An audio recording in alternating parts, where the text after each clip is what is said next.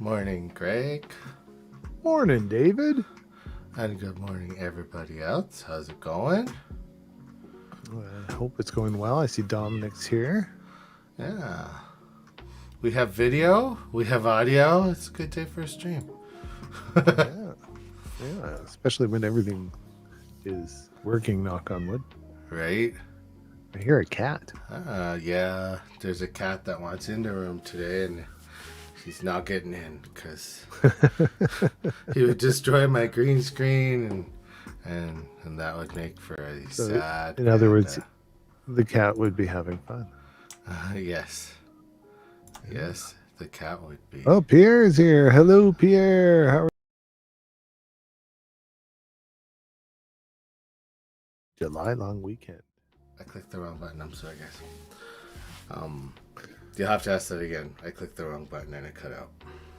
Oh, I just said, I just told Pierre I was going to be in Edmonton. He said hello from Edmonton. I said I'm going to be in Edmonton for the July long weekend because I have a rugby tournament for my kids. So I'm going to be really far away from Edmonton, almost in Montana, except not quite.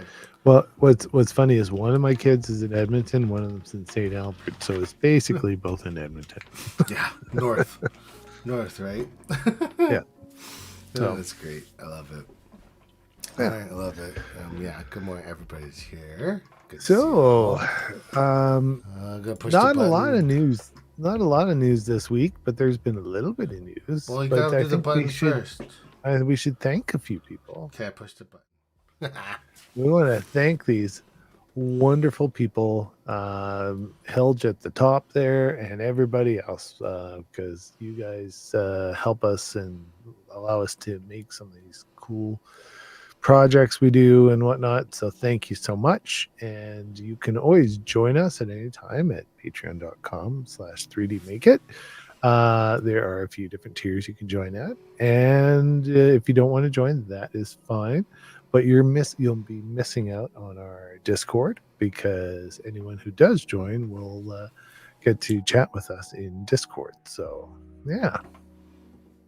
So thanks again for everyone. Thanks, guys. And we're back. And we're back to the main screen. Yeah. So there's news. Not a lot of news, but there's news. So why don't we talk about the little news first, then we'll get to the bigger news. All right. Well, which is the little news and which is the big news?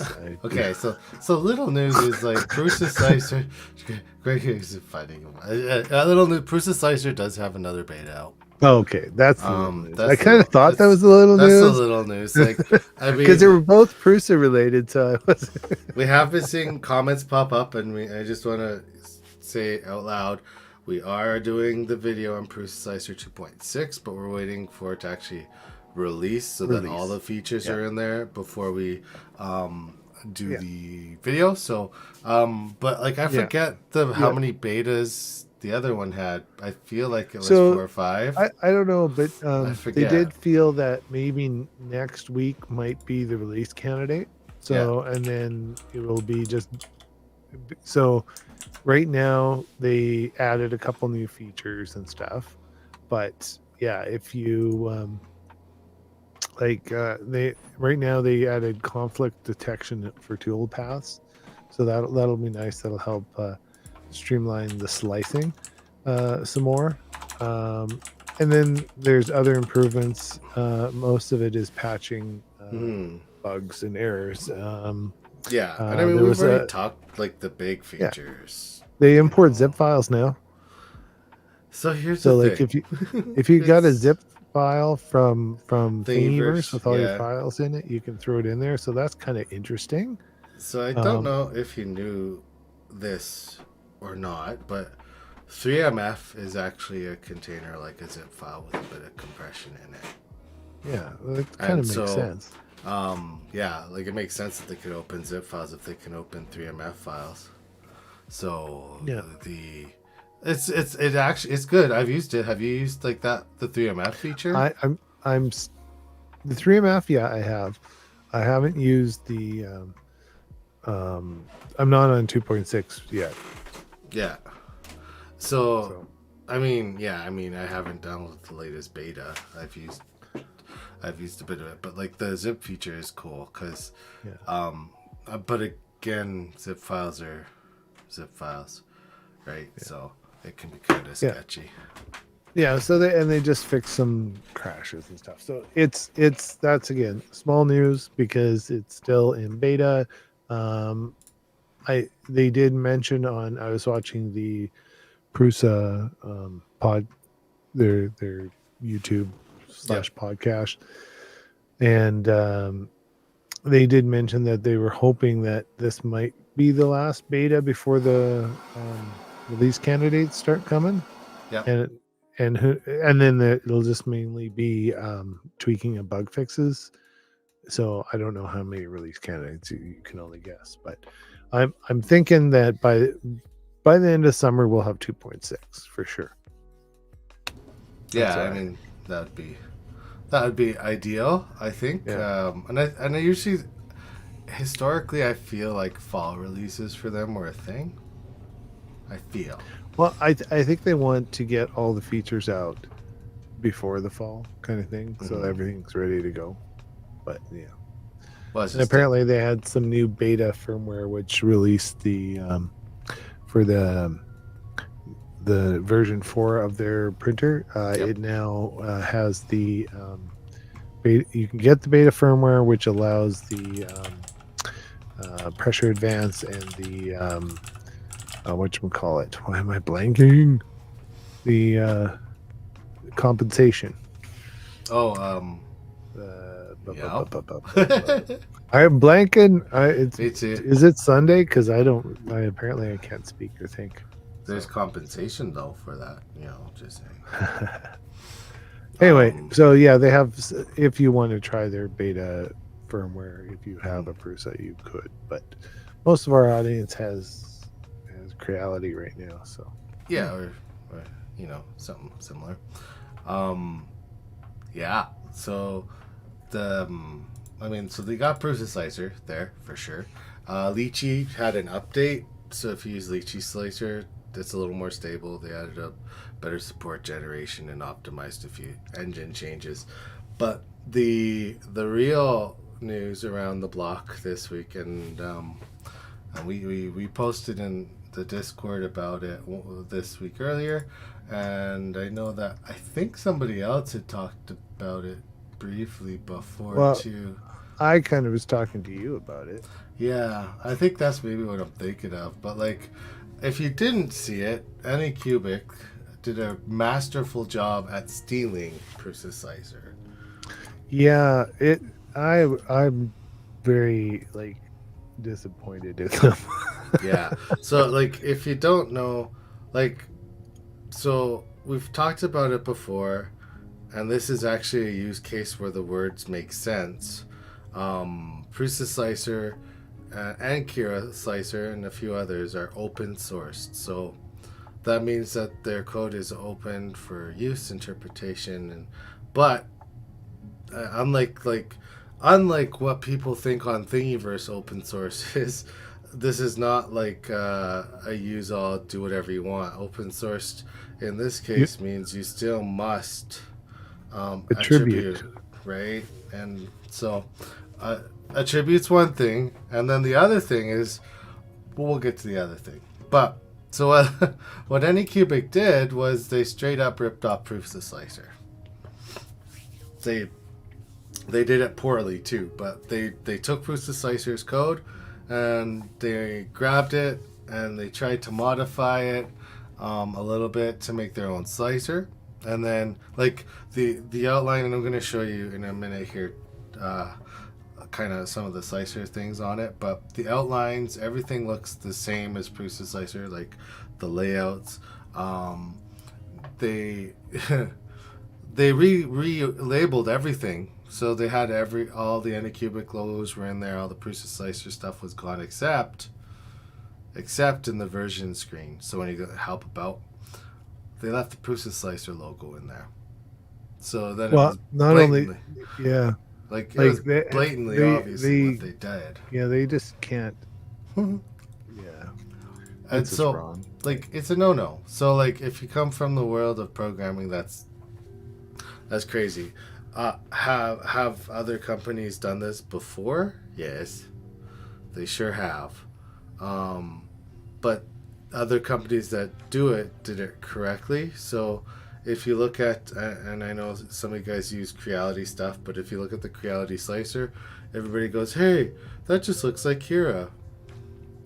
Um, it is Kira, but it's also forked from Kira.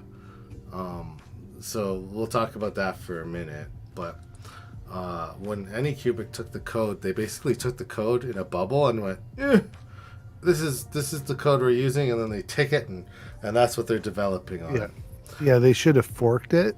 Which would have given them fresh code stream, which means that like all the updates that come to Prusa Slicer would come to Anycubic Slicer. So think of Super Slicer as an example. We all know Super Slicer is a fork from Prusa Slicer, but they did it properly and in a way that attributes the original owners. And so like they have a fork on GitHub, so like if Prusa gets something, then they can choose to roll that into their project easily. Doing it like Anycubic does, like literally, like I said, it takes that like snapshot and it just yoinks it. And if they actually want to try to bring in more of the code or the feature set from Prusa Slicer into like their into their slicer's next few releases, it won't work, right?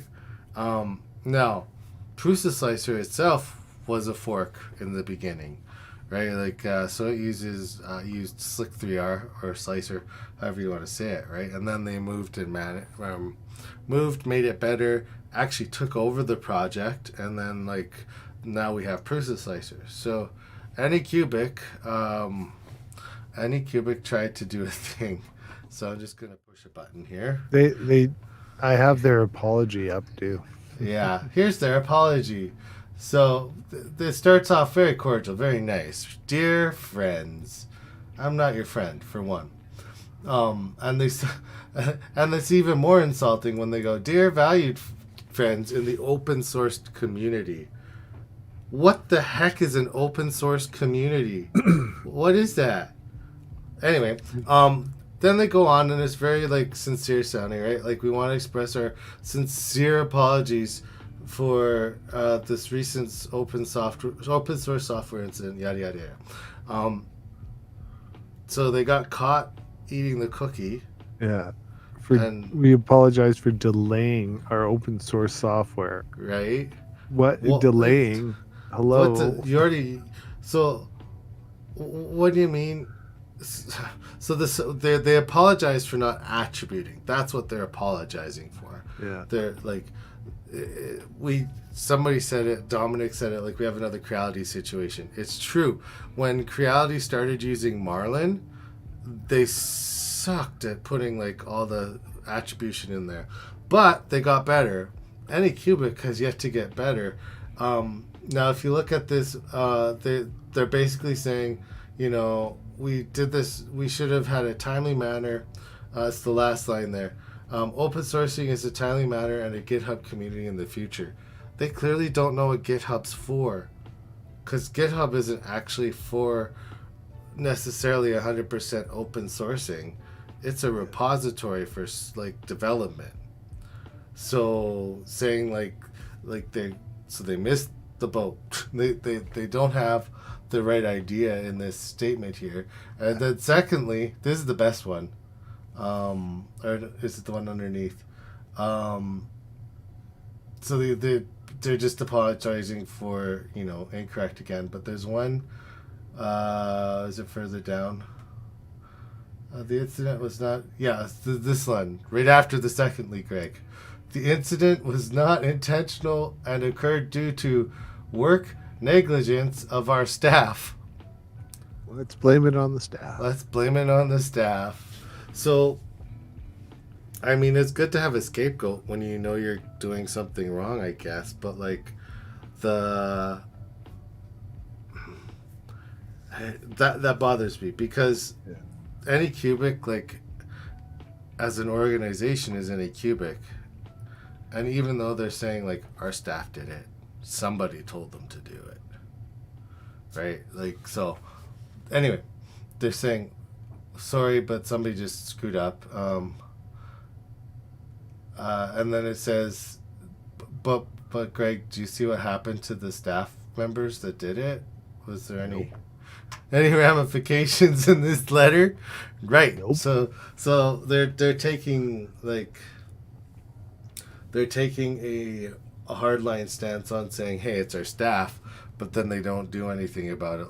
And we've made sure that we've gone through proper processes. Their language is interesting. We want to emphasize that Anycubic respects the core split of AGPL. Uh-huh. Okay, is that the meaning that they're forking it?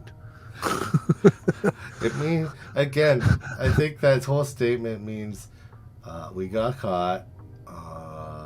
Sorry. And then they apologized to Prusa. I'd be interesting to. I didn't see a release from him. Well, he did reply. He's still not happy with them. Yeah. Let's see if I can find it. But they have this. We're sorry. We got caught. And then sorry, Prusa. Sorry. We're really sorry. We made mistakes. And they're hoping. Basically, this whole letter up to this point is we know we did it. We know we did it. We're going to make it better. To be clear, I own Anycubic products. I like Anycubic printers. I do too, but I'm just disappointed with the way they handled themselves and what So they should be a little more professional. We'll go into ownership in a minute, Dominic. It's an interesting topic. And then he did respond.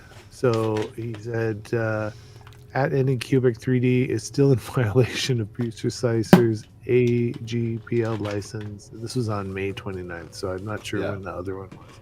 Binaries are available for download, so in some ways it was even worse now. Right? Oops. Okay, right? Sneak peek at the Discord. So it was the 31st that they made that. That's when I first saw it. It might have been a day before, but it started probably on the 28th. And so they get down to this Prusa apology, and if I was Prusa, I'd be mad too. But right after this, we want to make the community open source. I mean, some of that's going to just be translation a great stuff. Place. It will be, but this part isn't. And this is the part that makes this letter a complete farce and not an apology. We would like to take this opportunity to briefly explain, I guess, what we've implemented in our Preciser. So we stole it, but here's why ours better. Here's all these added features. Look at this marketing email. We're so good. This is actually the first company that we've seen do this, but and then it says, and Creality recently just did this with Fluid. They did. So Creality has their Sonic Pad. Yeah. And when they first released their Sonic Pad, they released it with Fluid. Yeah. They didn't open source it, and then they tried to change the licensing agreement that they're releasing it under, which you can't do when you take someone's code. It's under if you release it on attribute with Creative Commons and whatnot, right? You have to you maintain that and attribute the people. You can't decide to take it internal and try to just modify it yourself. That's blatantly stealing. You just can't do it. So Creality, I think the culture of open source maybe isn't fully understood in certain communities, and they just need to understand that you can't just take something and try to market it as your own. You've got to actually follow the rules that are laid out and agreed upon, because you're going to really enrage people who support this software. Right. And I mean, so we can come back to Dominic's question now too, a little bit about ownership of and the company. Um, so like the company um, is from China, right? So we know the company is from China. We we know that like Reality and Anycubic and those guys are also from China. But like Yeah, and so, the but let's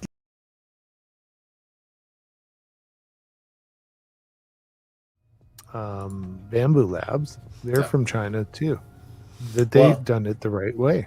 so that's not my point. Is being from China. I mean, there's a different like some companies in China are run a little bit differently in the fact that they're like owned by the government still. And so lots of these 3D companies are actually the same company. They just have different flags going on the different buildings.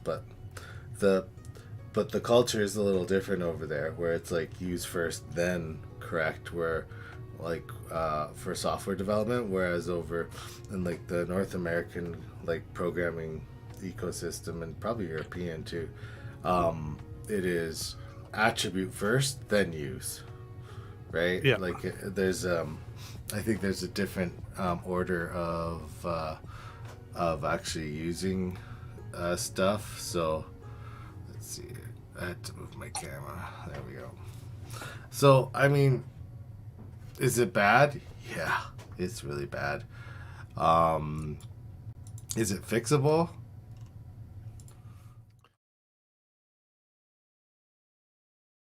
They, I think they can come back from this, but they've got to double down on their due diligence on making sure that anything they publish, and they should use their GitHub correctly. They should use the attribution correctly, right? Yeah. Like Yeah. so, like that's what. Yeah, yeah, Ray. Yeah, Ray. That's exactly what. Do it Yeah, first. Ask for forgiveness after. Yeah. absolutely. That's what they did here, and like they, I like in their letter how they're like, yeah, we fixed the UI image issue. That was when they left the Prusa Slicer stuff in. But like this is not the first company, and then once like other companies for example like Reality were caught and called out on what they were doing, they changed it and fixed it and righted. Whether they did it just as a PR stunt or they did it because they're actually remorseful, I don't think that actually matters, because what happened was, now it wasn't the community. Let's get that word right out of here. It was their paying clients that threatened to stop paying them. Right? Like if you don't fix this, we're not going to buy your printers anymore. We won't buy your product, right? That's what steered the ship, not like a community. It is interesting that lately the uh, slicer of choice to modify and try to make your own, Yeah. whether you're Bamboo Labs or Mhm. you're Anycubic or whoever, seems to be let's take Prusa and modify it. Like because what's the super slicer, right? Yep. It's the same thing, right? So they could have taken super slicer and just modified it, like forked super slicer instead Mhm. of Prusa slicer directly, Yeah. and people might not have been as up in arms. I don't know. It's Yeah, interesting. and that was a tricky one too, right? Because like again, like the letters fluff. This isn't the first time, but yeah, which one do you actually choose to slice or to fork? I guess is the, and you should Right. always go to the original project if you can. But Yeah, I mean, and here we are. and and Prusa is the official maintainer of Slick 3R Yep. now, and so from now on, that's the way it gets maintained. So So I want to show you guys something else with this slicer, just real quick. I'm gonna switch over to the screen capture again. I'm not saying get it. I'm downloading it. So, Anycubic slicer is here. So you click it, it opens this Google Drive, and then you're like, whatever. Okay, sketchy Google Drive links. I guess I'll download you. That's the first flag there. Why are they using a Google Drive? Then it goes to this lovely screen. It's too big. It can't scan for viruses. Do you want to download it anyway? Sure. I'll roll the dice. And then it starts downloading. And then right here you can see I've downloaded it twice. But like I have, this isn't a commonly downloaded file. Do you trust it? So then you can be like, yeah, okay. Are you sure you really want to trust it? Like it's really sure. I don't know if they've signed it right. Well, I don't know. No, like, yeah, like there wouldn't be an application signature. That's for sure. Yeah, it's sketchy as hell. Like so then I think they need to learn how to. They're not a software company. No, they're right. And so I think they literally just got, hey, do you know anything about software? Yep. Okay, we want to make a slicer. We're gonna open source it. We're gonna take this and okay, and then they just did it, but they really don't know anything about that. Like, so here's the thing. So let's go to Prison Slicer GitHub, see what we can find. So if you go into their GitHub, is this the screen I want? You can get to the downloads page. When you hit download on Prusa Slicer, okay, that is fine. Like this is from their website. Look, it downloads from their website with no like flags or exceptions. So this package has been created correctly. What Anycubic GitHub as well, right? And so like what Anycubic did was they cloned. Well, they didn't clone. We've already been through that. They copied the repository and then downloaded the exe only, and then bopped it into a zip. So that's why nothing's working here. So would I would I say that's a safe file? Actually, no, I wouldn't. I wouldn't install that on my computer. I'd listen to SmartScan at that point. I would not trust it. So just so you could see the difference too is like they've got this Google Drive sharing thing going on. That is, I don't know. It's problematic. They have a repository for Anycubic slicer now. Now, when was it? 4 days ago. So it came out on the 30th. But there are no official releases. So they're not even releasing it correctly. Yeah. So, which means you're still going to... That's why they're going through that sketchy Google Drive link. Because they can't do anything else about it. So use at your own risk. I wouldn't try it right now, mostly because all of their printers were already in Prusa Slicer anyway, so I'm not sure to what end like making their own fork of it would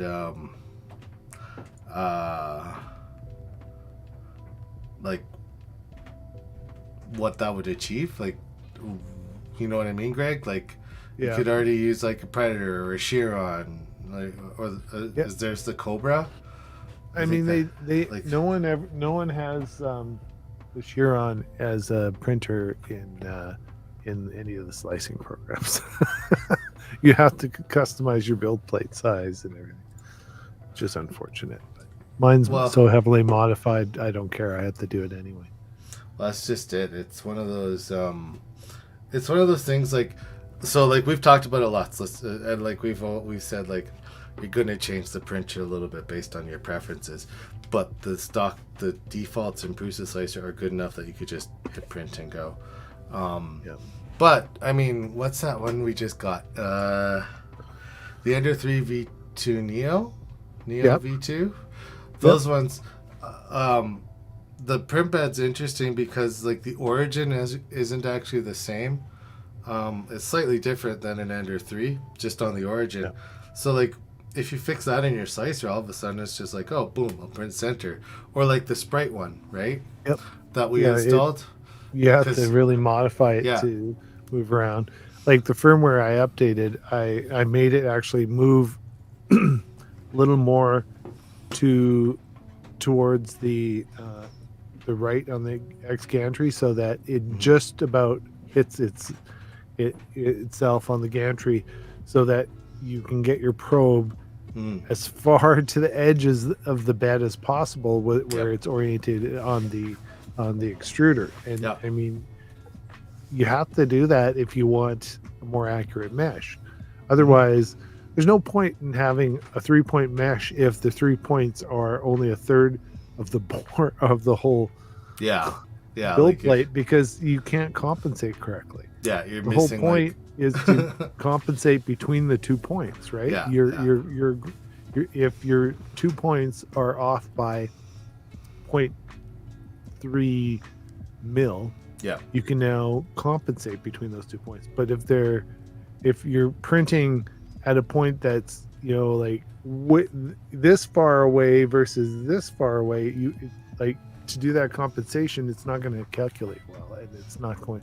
Then there's almost no point in having a probe. Just manually level and hope for the best. I think this will work. I think this will work. So, Well, yeah. and so like for probing, I don't know. I always, even on an Ender 3, I'll still use 5-point grids. Just because it gives you a better relational, especially. I prefer 5x5 as well. Well, like those flex build plates. So like when you had mirrors and glass, most glass, generally you could say this mirror or glass are mostly flat. Generally. But when we started going towards like what we use now, which is a lot of people use those gold flex plates, or the that one, or a PEI sheet on the back of a gold flex plate, or it's the one on the new V2 is still a flex plate, but they got kind of like a coated sticker thing. It's a PEI-ish. But sticker. those, it works well. It works fine. Does. But those flex plates are flexible for one, and then they're held onto a magnet that's stuck onto the aluminum bed. So a 5x5 mesh will help you adjust for those dips in the aluminum bed that come through. And if the bed is warped, or let's say you have a bubble under your magnet, bubbles are the worst, and you didn't notice the bubble under your magnet, that could take it off quite a bit, right? I mean, definitely, yeah. You know, 0.2, that could easily be off like 0.4. Yep. And then your probe will only correct, like in the firmware, your probe will only correct so much distance too. And you can set it, right? Like if you know that your machine could be 2 millimeters out, one, you should probably fix your machine, but but you could tell it that that's okay and it's correcting for that. But by default, it's pretty small. So BuildTech, Dominic, so BuildTech's another good surface. You want to have your everything as trimmed as possible, so that everything is, you know, starting. You want to start from the best place possible. Yes. Right. So that any compensation it does is minimal. Like it can still do it, and you're going to give it the best chance to be perfect. Right? Yep. It's like everybody. It's not one and done. Like I usually do my printers like with the BL touches or the probes. Every 6 months or so, I'll just go and level it again and then let it slowly. I love bringing it, you know, doing the mesh, and then having, you know, seeing how, you know, how out it really is with the visualizer. Yeah. And I mean, we've got better because we don't have, like, we can take those plates off. We're not shoving the scraper in. Yeah. But the act of taking the plate off too, depending on how you do it, could just be as brutal as a scraper. Yeah. Because if you just pull from the front edge. I try to gently lift, you know, but I also I put the better springs on, right? Yeah, which helps. Yeah, right, sure. because your tension is it's holding that nut, or your adjustable thumb nut there. It's holding it firmer. So whereas the old springs, I mean, just just printing could kind of get them. Oh, yeah, like those but, old but you're silvers. right. Yeah.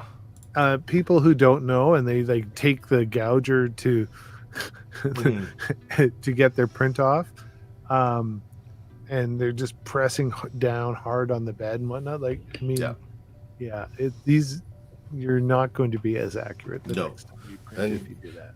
yeah, like if you go with a probe and you can get the solid mounts perfect the first, or that's definitely the way to go, because then you I don't have to haven't worry gone about with it. the silicone mounts, but that's another way, and that's another reason to go with some of the like some of the any or boron printers, I was right? going to They say, don't say it. their build plate Yeah. is static, and you look at the bamboo. Is it bamboo? Hmm. No, theirs isn't static. Theirs just goes down, but they don't Yeah. really have adjustment for it. Like they've got it rigid enough that they just compensate with their lidar and their probing, right? So Yeah. I think too.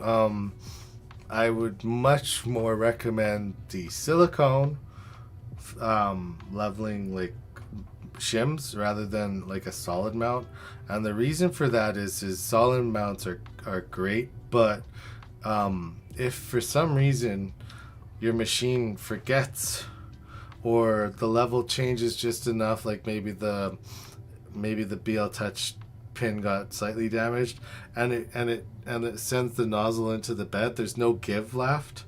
So you're actually going to do a little more damage to like the nozzle and the system with like a solid mount, with it pushing in rather than like the silicone being and able to brass cushion. is soft, but it's. But I guess nozzles it are all cheap depends too, on. right? So Yeah, nozzles are cheap. That's true. but like again, like it's up. If you buy a ruby nozzle and do that to it, you'll probably damage the build plate before the nozzle, Yeah. right? It's kind of 6 of one, half dozen of the Yeah. other, right? Like it's if something's working for you, Yep. good. Yep. Keep doing it. Like there's no. Is there one way to do it? No. Is there 56,000 ways you could do it? Yep. Sure. I like which is the best? The one that works for you. all of them. Ray says Ray says he has a lathe, so he custom builds the shims, which is great. And then or custom builds the stint, and then Dominic's like I just shim it. And those are the like if you're using solid mounts, those are your two options: lathe it or shim it. Right. The silicone ones are kind of like after that, and then they're like a halfway between yeah. springs and solid, right? Because they have some give, but not lots of give. So yeah, But and then like remember mm-hmm. Remember your favorite printer that Yeah. talked to you? Yeah, that's in the garage, still in the corner. Yeah. Mm-hmm. So when we got the first one, the friggin' bed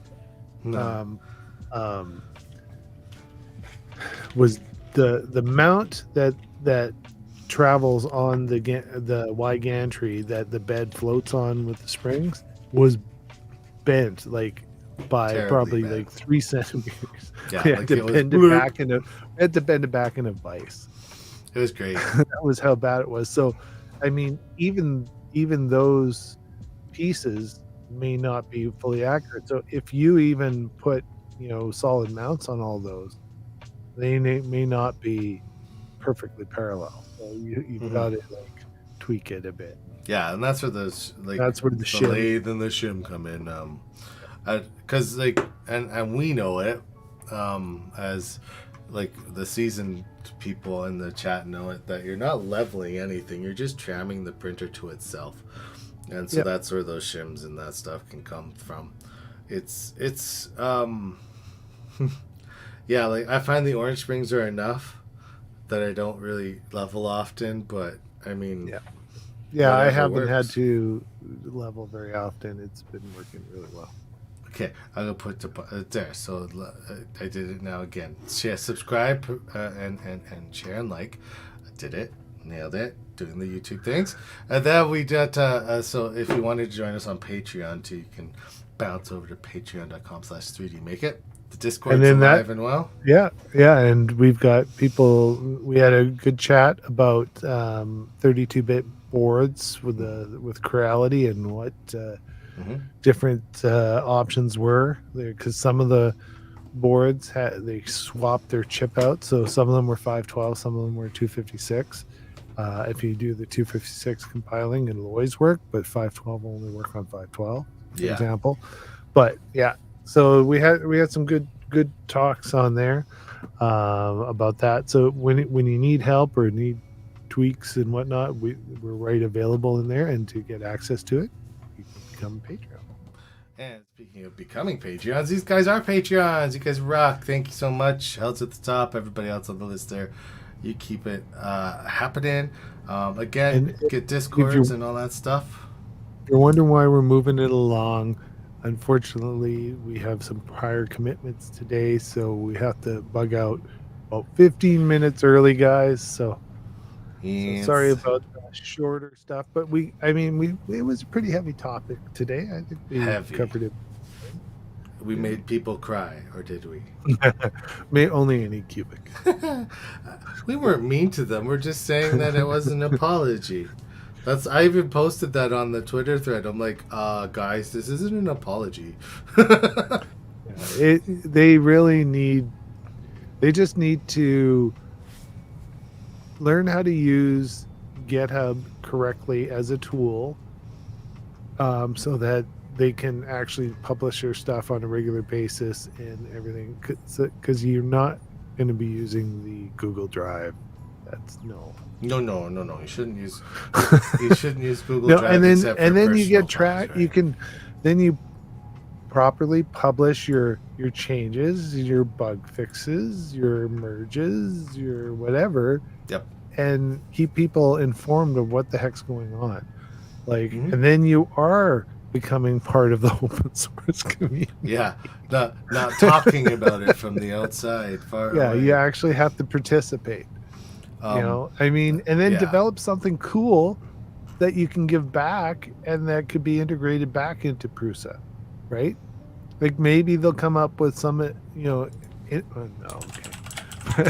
maybe they could come up with some innovative thing.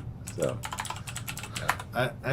for sure. Now, the other thing too, that I just wanted to kind of throw out there is next week I think we'll do our Patreon stream for June. Sure.